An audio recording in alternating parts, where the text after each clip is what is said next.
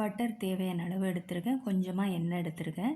தாளிக்கிறதுக்கு வந்து பட்டை, சோம்பு, இலை, பூ எடுத்திருக்கேன். ஒரு கல்பாசி எடுத்திருக்கேன். அது நல்லா வெடித்து வந்ததுக்கப்புறம் 2 பெரிய வெங்காயம் குட்டியாக கட் பண்ணி எடுத்துகிட்டு இதுக்கு தேவையான அளவு கருவேப்பிலை எடுத்திருக்கேன். இது எல்லாத்தையும் நல்லா வதங்கினதுக்கப்புறம் 2 பழுத்த தக்காளியாக 2 தக்காளி குட்டியாக கட் பண்ணி இதில் சேர்த்துருக்கேன். இப்போ இதுக்கு தேவையான அளவு உப்பு போட்டிருக்கேன்.